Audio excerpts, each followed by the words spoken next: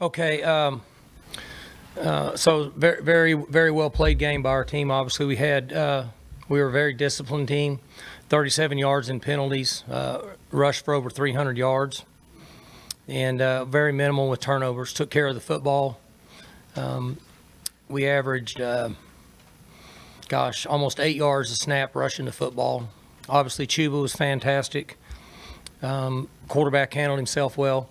Defense had a stretch there where I think 5-6 series in a row we held them to turnovers, fumbles, interceptions, or punts. I'm not sure what it was. So guys really played well. We were able to get some big plays again, which gives us a chance when we get big plays. Couldn't be any more proud of our special teams plans, our schemes, and the way we executed it. We took number one out of the game. Special teams wise is a big accomplishment for us. And defensively, we did a pretty good job with him also. He's been a game breaker for a number of years for them. So we knew going in we needed to really kick and cover well and punt and cover well. And I thought those guys were fantastic. So it was a good win for our team. Guys competed, found a way to get it done in the end. Mike, missing not just Tylen, but Wilson and Sterling, whoever else didn't play. How pleased are you that you're able to play this well, missing so many guys, some late in the week? Very much so. I actually apologize to the defensive staff, and I got a little too excited the last 2 minutes there, but I really wanted this game for the players, going through what they went through in the middle of the week.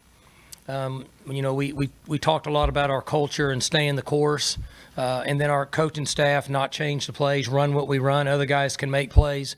A lot easier said than done. They did. They practiced. Well, we only really had a half practice, and it was just kind of a weird deal to lose those three guys basically in one day. So I was really proud of our coaches and schemes and staying with it, and then the players recovering from it, because it's a shock to them. It's their buddy, and when that happens, it's unfortunate. So, but it's a tough game, and sometimes that happens. And I was really proud of them, as much for this game as any in a long, long time. Just learning to stay the course and deal with some adversity. Can you give us a little more on exactly what happened with Wilson and Sterling? Half-speed drills. I mean, it's one of the most unusual days that I've had as a coach. And all three were Wednesday? Highland was Wednesday, it sounds yes. like. Mm-hmm. Yeah. So what? And it's just, there's just weird deal. I mean, it wasn't, we don't practice full speed much this time of year. So just half to three-quarter speed drills, I don't have an explanation for it. And it's just an unusual situation. One and then the other one, and then the other one probably less than 3 minutes on the other side of the field. So I was up in the tower watching practice, and so I got down real quick and held on to the rails coming down because I didn't know what was next. Stayed on the ground the rest of practice. So the guys rallied and did a good job, though. Coaches also. Is Wilson and Sterling as serious as Tylen? No. Tylen's out for the year. Those two guys we could possibly get back. Can you talk about Tylen and just what that loss means to you guys? I knew somebody was going to ask that. You look at it. I don't really have to explain Tylen, but what's difficult, and I told the team this on Thursday night when I meet with them, just them and me. I don't know if that's correct English, but that the most difficult thing for a coach is when a player gets hurt, especially guys that give everything they have to the organization. Now, Tylen's a special talent. We all know this. But he's very humble, he's very unselfish, and he's a tremendous player, and he's a very, very hard worker. So when you lose guys like that for a while, because he'll rally back, it's difficult. It's just hard for a coach to swallow. It just almost ruined my week when I left the office, when I went home. I just now when I'm here, I don't flinch. I stay the course. But when I go home, it just makes me sick to where I can't hardly function at all. So it's it's hard to lose a guy like that, not only as a player, but as a person, what he brings to the table. And the same thing with Johnny. I mean, Johnny's a vet. He's a really good college offensive lineman. He's a warrior. He likes heavy metal. It's hard to lose a guy like that. And then number 3's been playing great all year. Number 3's been, Trey's been our defensive player of the week, I don't know how many times. So, I've done this a long time, but it was even a challenge for me to keep my head up and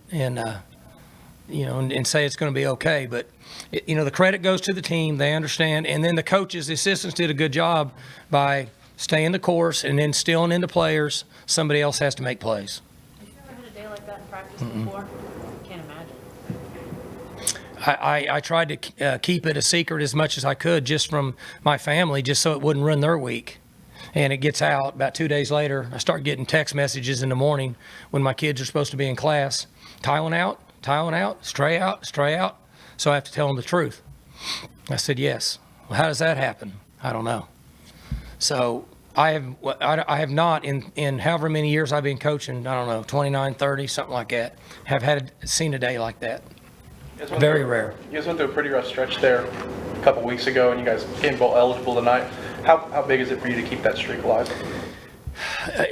For them to win, the bowl eligible is special for the university. It's for our organization and the players and all the families and everybody that get that. But and that is a big deal, okay? But more importantly, as I said, it's the first time I've lost my composure in a long time as a head coach. And I told everybody I apologized to them, but I wanted it so bad because I wanted them to learn that life lesson, that it's okay when you get adversity to find a way to be successful.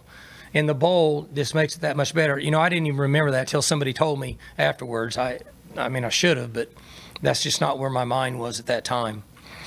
But, the game, we didn't give up big plays for touchdowns. We did give up a big quarterback scramble. That quarterback is a good player. He's going to be a good player in this league. This league's going to be tired of him over the next 2 or 3 years. And we were plus, 2 or 3 in the turnovers. 3. So we're plus 3 in the turnovers, and we didn't get penalized. So we were a disciplined team.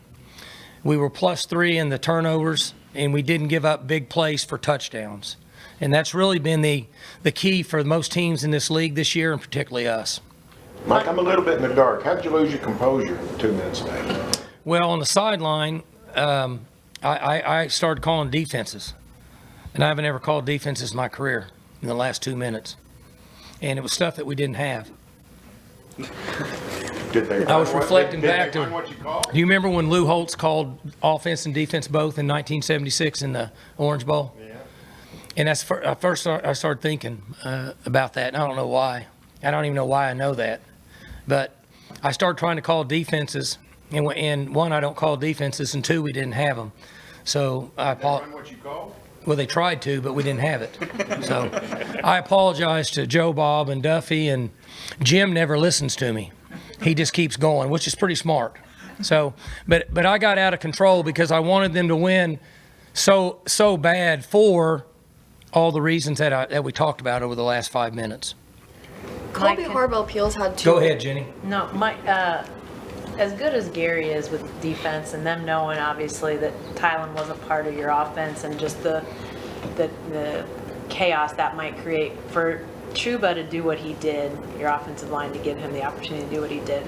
How do you sort of wrap your head around just that? He's really good. He always has been, and he's particularly good against the rush. I just looked at it. He had 223,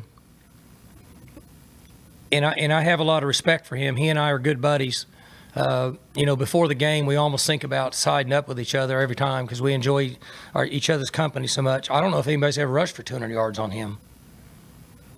It'd be interesting to look it up. Cypher researched it and said no. Yeah, I was just going to say, in his career, I doubt anybody's ever rushed for 200 yards on him. You're talking about Gary. Mm-hmm. He's been pretty good against the run for 20 years, or not however many years he's been the head, probably as a coordinator. And I just looked at it and walking down the hall, and I thought, I don't know if anybody's ever rushed for 200 yards on him. But he ran his plays. he did the same thing he's always done for the most part. That's what he believes in. That's what he does. You know, the difference being when Chuba gets through there, nobody can catch him. That makes him different than other players. As good as, I mean, obviously the cross-country runs will be the highlights, but his ability to turn a negative play into 5 yards, I mean, I'm sure you can coach that, but how does he do that? Not really. There's not. I'm sure Waz would like to take credit for it, but the drive that you're talking about before the end of the field goal is when there's probably 3 runs that we shouldn't have had any yards, and he got 4 one time, 6 another. That's a big deal. Big difference in your play calling for your coordinator. Somebody had a question. I cut him off for Jenny. You're fine. No, I was just gonna say Colby Harvell-Peel has had 2 big games in a row. What do you think has been working so well for him lately? You know, he buys in. He's been in the program now 2 years. He's a good example. A guy, you know, he works hard. He's quiet. He's humble. He likes to make plays. Did he have both interceptions? He had 2. Yeah, and the one down here on this end was a great catch now, because I thought he threw it so far that I thought, well, he's never going to get to that, and he kind of Willie Maysed it a little bit, went over the shoulder with it, and is a really good catch. So he's been a good player for us. He's been a good leader. He got hurt at Iowa State. He didn't practice this week, but very, very little. Mike, you have guys like Malcolm and Israel that show a little more emotion today. When the defense starts playing that swagger, what do you think? I'm fired up. And, you know, this is a difficult league to play defense in. But I have said the same thing to them. You guys have to generate some energy amongst yourself. You know, coaches can try to do it, but we can't do it. We don't play in the games. And what you're talking about are things that we're telling them. Somebody's got to generate some energy and some power and some momentum, and they're doing better. Obviously, the way they finished at Iowa State made them feel better about themselves. And then as we went into halftime, I think they had got us 3 drives in a row, or maybe 4. I'm not sure. 3. And so when we came out, we made 2 small adjustments. I don't know what they are. As I said, I don't coach defense. I just know that the things that I mentioned to them, they said, okay, we'll fix it. And it worked good because we gave up just 1 touchdown and a field goal at the end. So they made good adjustments because those 3 drives prior to the half, they were rolling on us pretty good. Mike, in this day and age in the Big 12, imagine that you could win a game completing 9 passes the way that you did? Is that all we completed? No, I did. I wouldn't have. You should have asked me that before you gave me the answer. Would not have thought that. Here's the other one. Last week we had 54 plays. This week we had 56. We normally have 100 plays a game. Over the last, 6-8 years? Very seldom, 90 plays or more a game. So that part, that aspect, that the adjustment we made there has been good. So. On the heels of that, talk about how Spencer managed this game. He did very well. We had Tylen out and not available. You know, the interesting thing about Spencer, and I've told you guys this, you know, the only issues that he's had this year is he's so ultra competitive that his emotions get involved. And I kind of watched him a little bit Wednesday in the last 40 minutes of practice after half the team got injured. And then I watched him on Thursday, never fazed him. I kind of expected him to come to me or Sean and say, hey, you know, what do you guys want to do? And he's interesting. He's an interesting young man in the standpoint that it never fazed him. It would have fazed me. If I was playing quarterback, you know, if Hartley Dykes would have went out on Wednesday, it would have fazed me. It didn't faze him at all. So that was a plus. And he was really good today emotionally. He got upset when he saw the replay of the interception because he knew he held the ball too long, didn't get rid of it early enough. And when he looked at the board, he got frustrated at himself for that. Then he calmed down about 30 seconds later, and he was fine. And he ran really well today. He had some really good medium size, 4, 6, 8, 10-yard runs, which he can do. Did you guys run him more by design, thinking you'd need to Well, run Gary's more without Tylen? Gary's so good at gap control, and he always has a half guy or one extra guy in the box because he's one of the few guys that's still playing a lot of man. They're playing some quarters and and man, and essentially their quarters basically is man. And you don't see a lot of that in this league now, and he's still doing it. When you do that, that gives you an extra guy in the box. So for us, Spencer has to be the extra guy to handle that guy that's in the box in most cases. When you're just into a basic run, he's got an extra guy that fits in there pretty fast. What do you think of Dylan Stoner's afternoon? Big afternoon. What do you think of Dylan Stoner's big afternoon? So Stoner has 93 yards, and he's the guy that kind of rolled over into that spot because he's a veteran guy.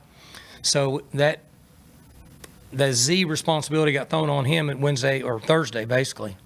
And, you know, Stoner is what he is. When we were practicing Thursday out here, which is basically kind of a shorts practice, we throw a ball. Well, the ball he caught for the touchdown, we threw it in practice.